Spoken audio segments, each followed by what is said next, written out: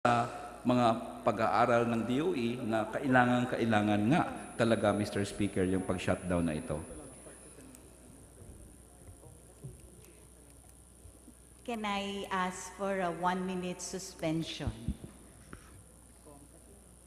2 minute suspension to accommodate the lady Deputy Speaker.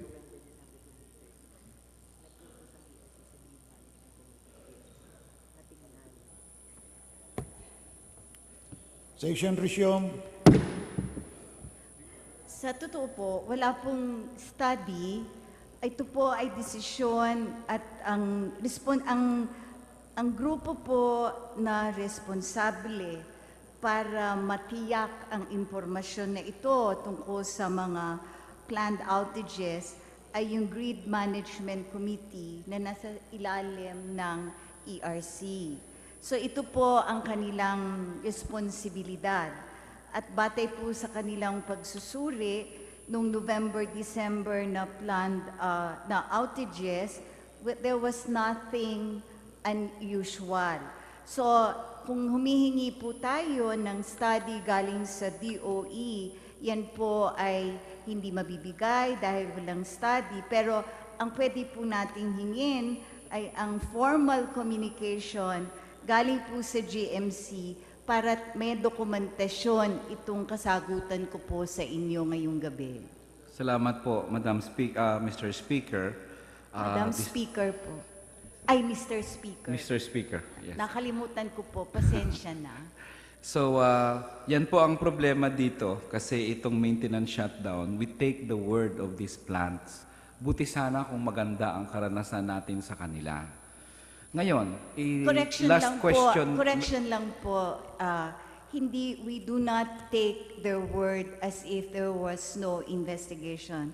It's just a correction that the investigation is not done by DOE. Yes. It's done by a group called Grid Management Committee, which is under ERC.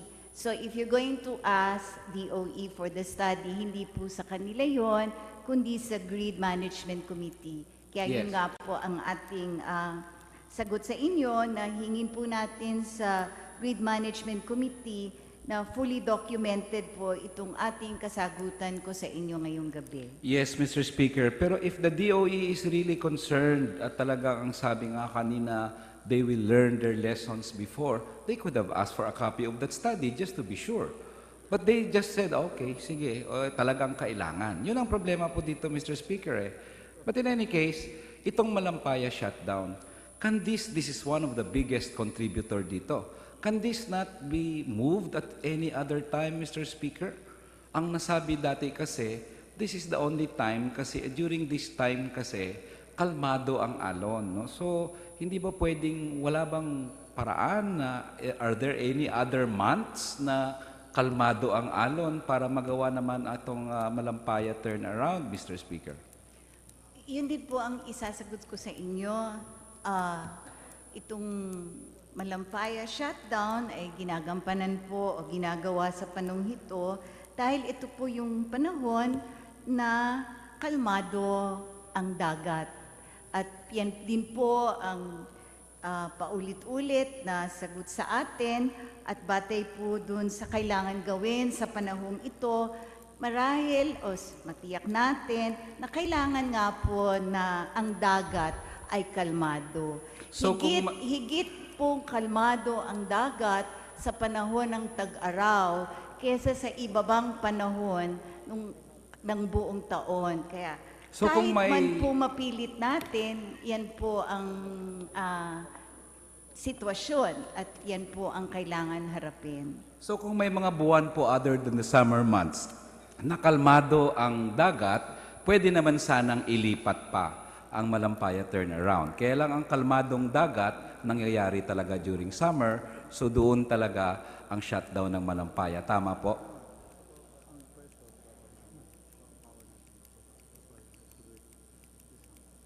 Sa totoo lang daw po, ayon po kay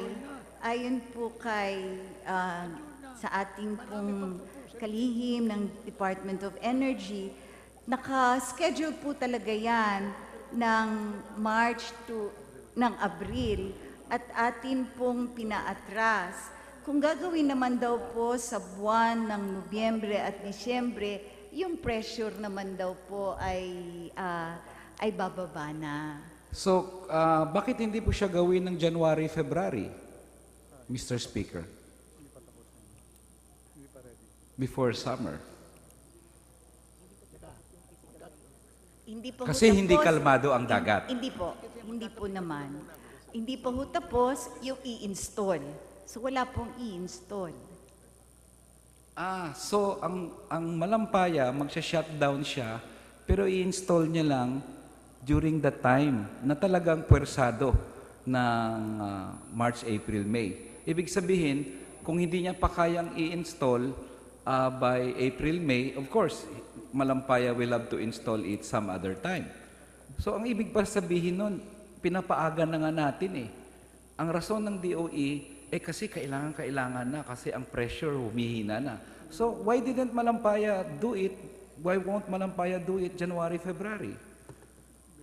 Hindi ko po maintindihan. Ano ang dahilan? Pinapaaga na nga natin para ma-resolve yung kanilang problem sa pressure.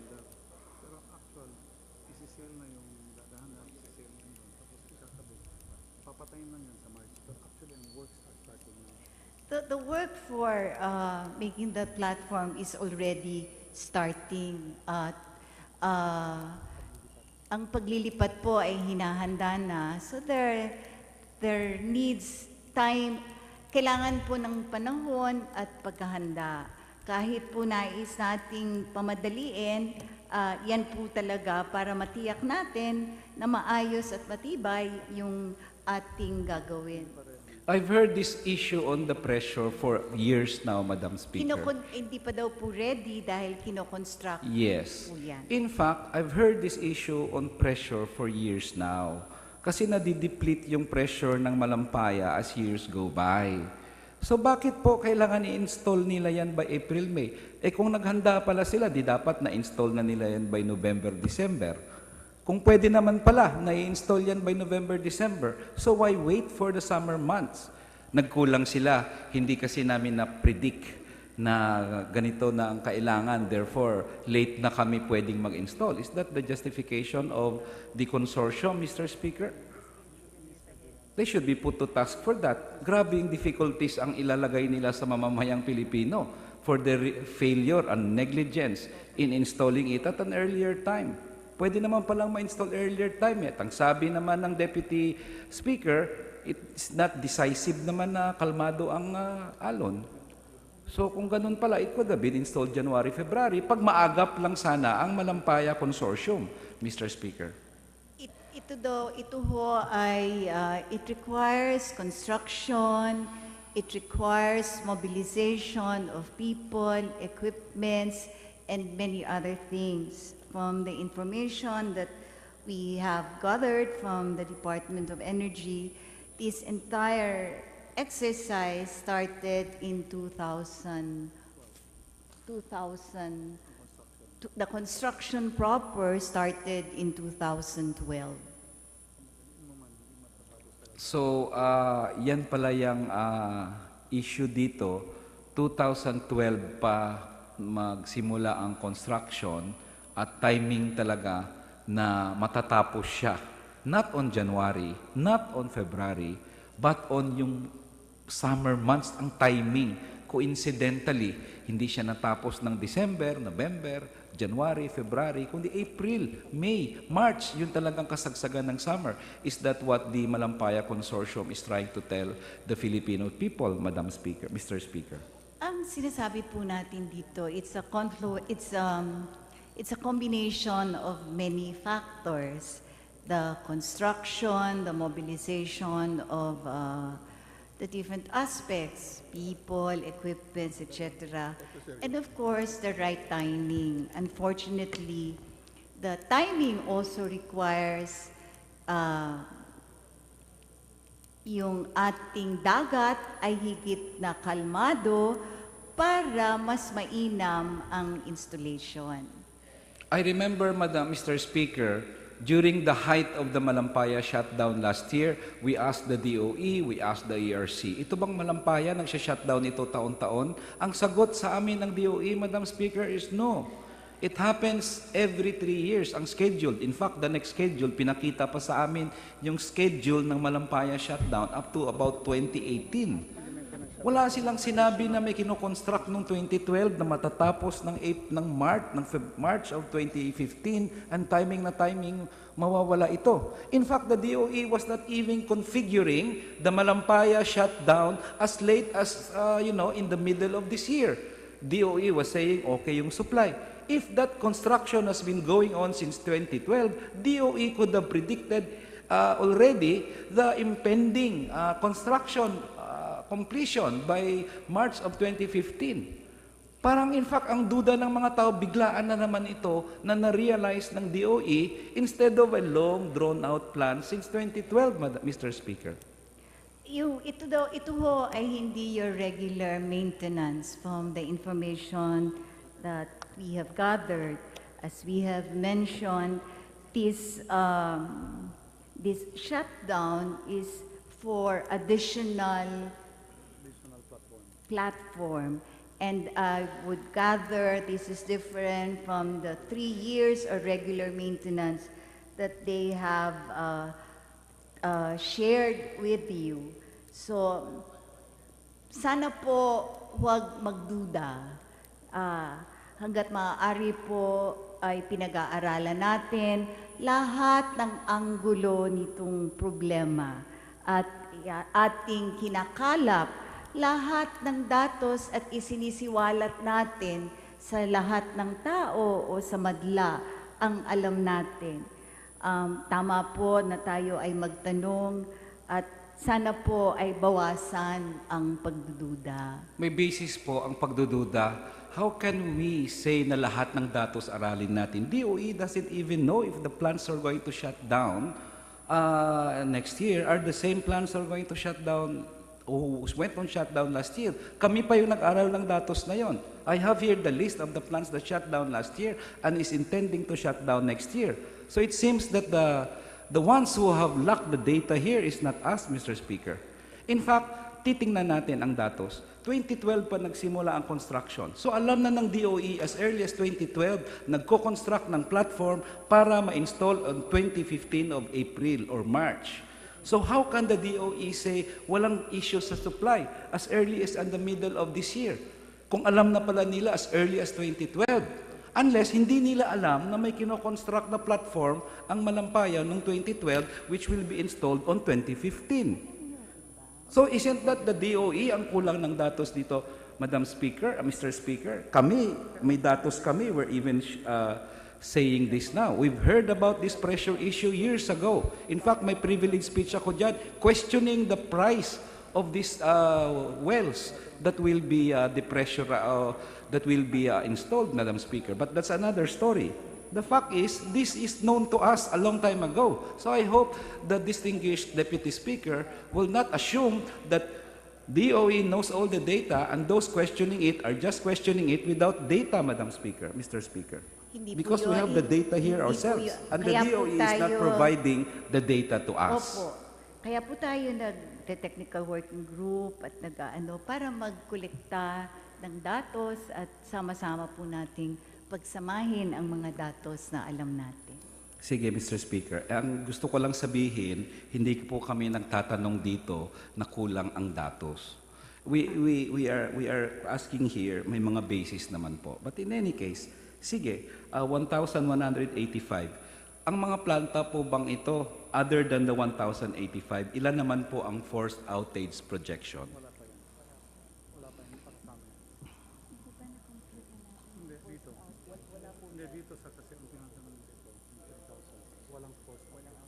Doon po sa sinabi natin na bilang, wala pong forced outages dyan. Yes. So ilan po ang forced outages na sobra dito sa 3,072?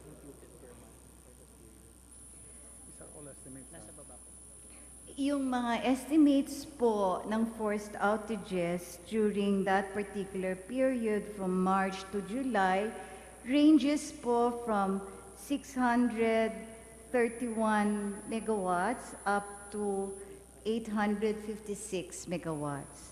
So, nagbabago-bago po yan.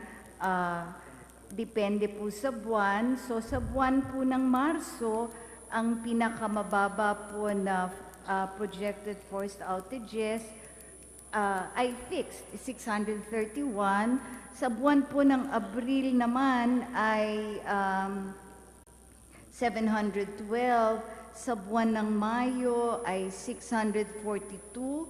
Sa buwan po ng Hunyo ay 858. At sa buwan po ng Hulyo ay 856. Yes. So ito bang mga projections na ito ay based sa pag-analyze ng DOE sa nangyari 2014 or 2013 projection nila, Mr. Speaker? Ito po ay batay sa actual 2014 forced outages. Okay. So, umaabot ng 854 megawatts ang pinakamataas and 631 megawatts ang pinakamababa na forced outages, Mr. Speaker. Tama po? Yung average po, ang pinakamababa po ay 631 at ang pinakamataas po ay 856. The same rin po ba ang forced outages ng, say, Mindanao at Luzon in terms of megawatts withheld from the plant? Or at least it's in ratio to the total supply, Mr. Speaker? Kung ratio ang pag-usapan. Kasi this 631 megawatts out of the dependable capacity of 11,389, may percentage po siya kung ilang percent siya ng 11,389 dependable capacity. May kapareho rin ba ang rate niyan in terms of forced outage sa Mindanao at yung in terms of dependable capacity sa Mindanao, Mr. Speaker? Can we ask for 1 minute suspension to get our numbers together? Session is suspended for a few Thank minutes. you. Emphasize lang mamaya that we're basing it on average, pero yung actual. Question of forced outages, just to, the numbers that I gave, yung 631 po, 856, are really averages. The actual can go as high as 1,346 megawatts, but it can also go down to 200 megawatts. So the numbers that I gave earlier are really more averages. Ngayon po, dun sa tanong na pagkukumpara po sa Mindanao at sa Luzon, ayon po sa ating mga kasamahan sa DOE at ayon po sa ating kalihim, hindi po natin mahirap pong ikumpara dahil iba po ang uri ng pinanggagalingan ng kuryente sa Mindanao at dito. Halimbawa po sa Mindanao, 51% hydro, dito naman po ay hindi. So, Just, I will leave that question in a while. Ano lang, ilan po ba ulit yung dependable capacity ng Mindanao? If I may, I'm sure it's in the fingertips of the DOE. At ilan pa naman yung forced outage sa Mindanao? This 2014, yung actual.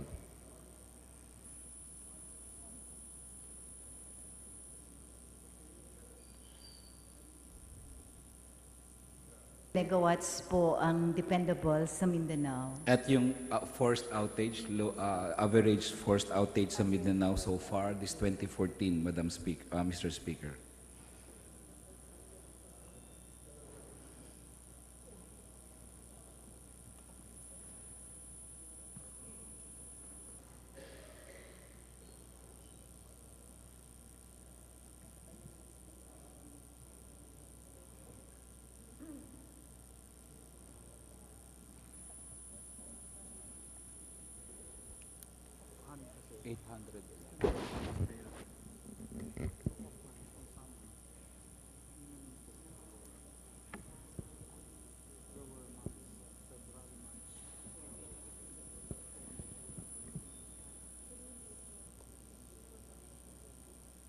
Hindi, yung force outage. Yung sinasabi.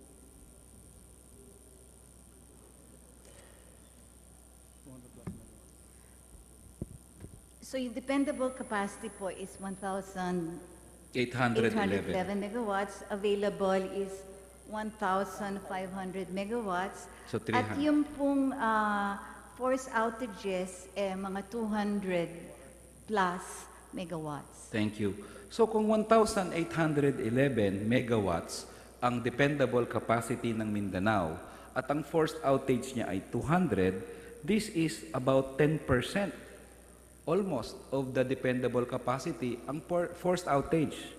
Tama po kasi ang 10% ng 1,811 is about 181 megawatts. Pero so yung 200 megawatts na forced outage average sa Mindanao is more than 10%.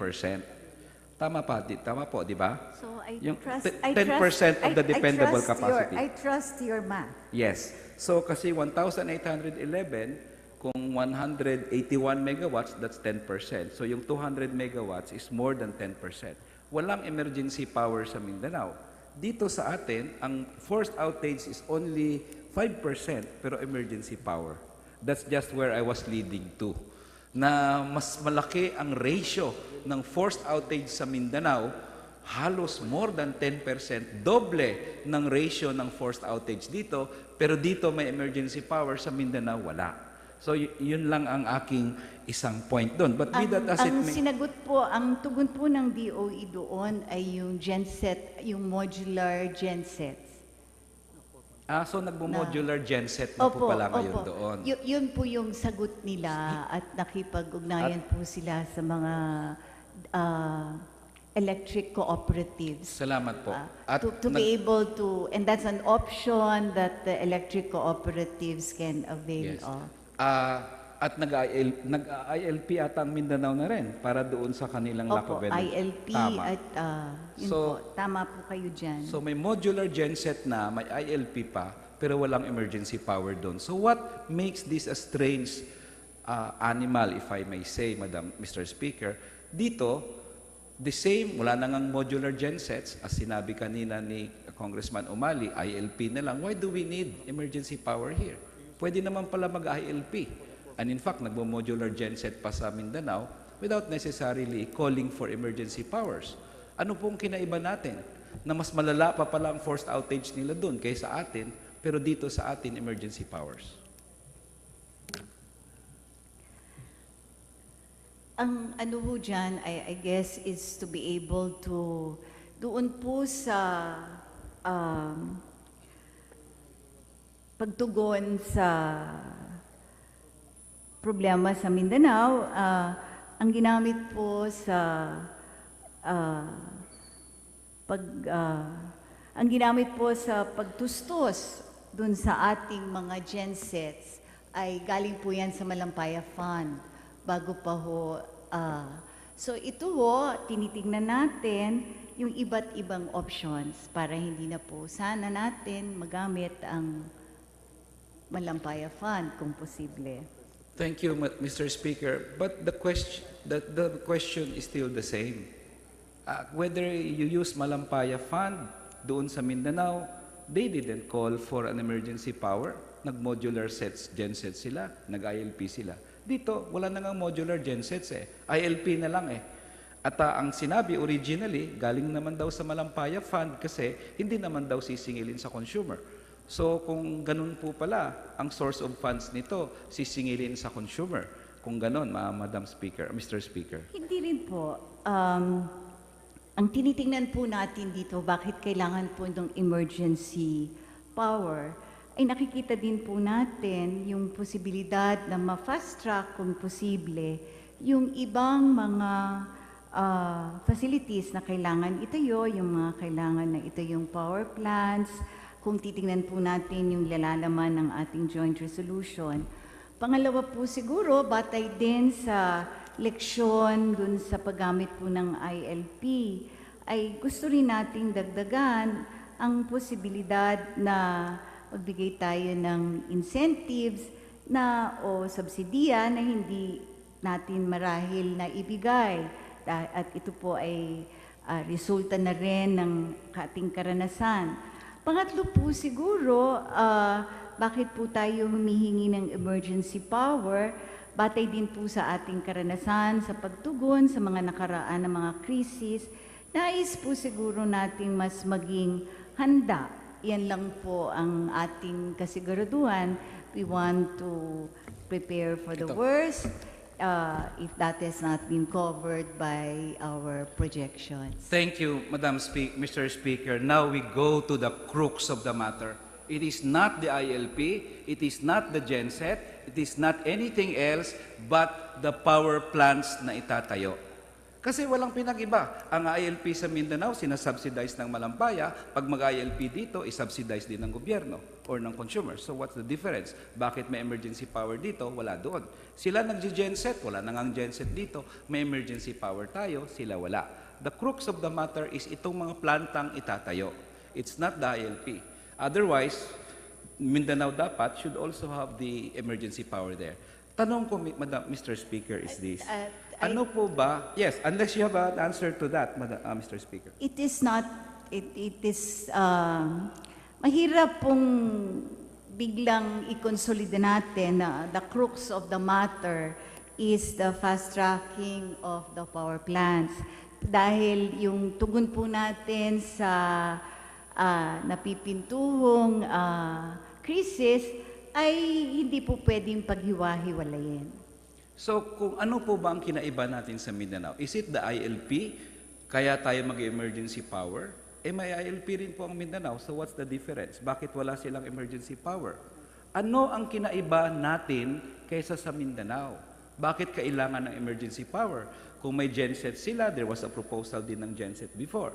Kung may ILP sila, may ILP rin dito. So why do we have emergency power? The only difference is, under the emergency power na wala sa Mindanao, we are going to suspend environmental laws and other laws during the period of emergency power. Yan ang hindi nangyayari sa Mindanao, pero yan ang mangyayari dito. That's the only difference, unless the distinguished sponsor can cite other differences between the situation in Mindanao and the emergency power situation here, Mr. Speaker. Yung mga kaibahan po ay teknikal. Una po, hindi ho ganon kalaki ang pwedeng pagkuhanan ng ILP. Kukunti lang po ang merong self-generating facilities. Pangalawa po, wala pong spot market sa Mindanao. So kailangan din po siguro natin ng emergency power. Yung mga, ayon po sa ating DOE Secretary, hindi po strategic o ang mga lugar ng ILPs. So dito po sa pagtugon sa krisis dito sa Luzon ay we want to generate as much as we can from the existing SGFs at Ano pong SGF? Self-generating facilities po, Okay. yung merong ano. So ito po yung ating minomobilize para sa interruptible load program. So yan po yung pagkakaiba. So hindi po natin ginagamit ang emergency power para i-postpone o itigil ang ating pag-enforce ng ating environmental laws dahil commitment din po natin ang pag-aalaga sa ating kalikasan. So, hindi po yan ang punot dulo ng ating emergency power. Forgive me for disagreeing, Mr. Speaker. So, i-question ng extent, mas malaki ang ILP, well, dito siguro sa Luzon kumpara sa Mindanao. Ibig ba sabihin, pag mas malaki ba ang ILP na kailangan ng Mindanao, mag-emergency powers na rin sila?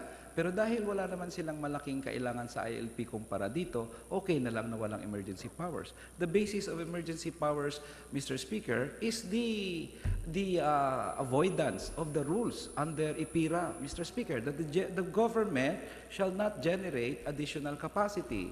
That is the issue here. And I guess the fact that mas malaki ang Luzon na needs sa ILP kaysa Mindanao is of no moment, Mr. Speaker. Secondly, totoo nga ba na mas malaki ang kailangan natin kumpara sa kanila?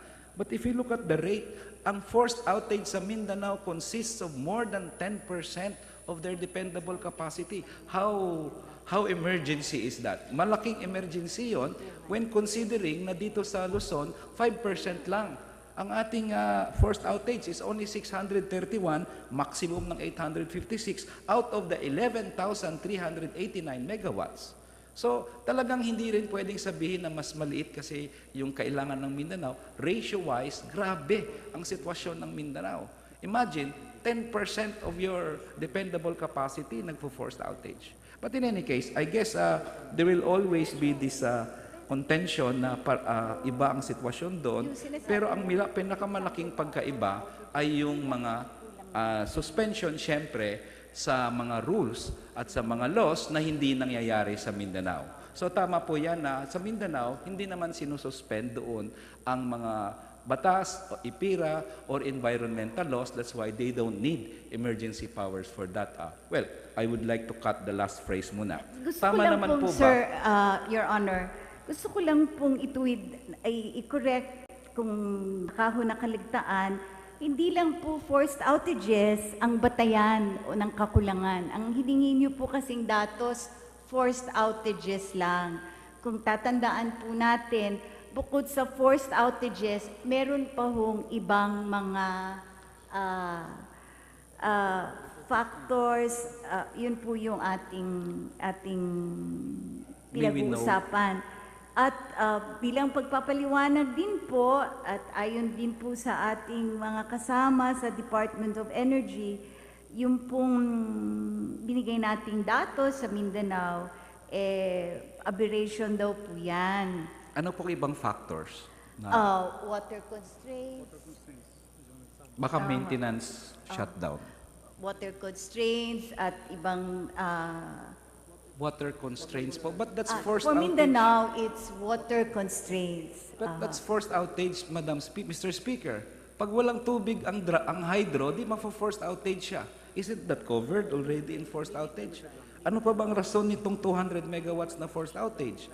Maliban sa walang kuryente, walang tubig yung hydro.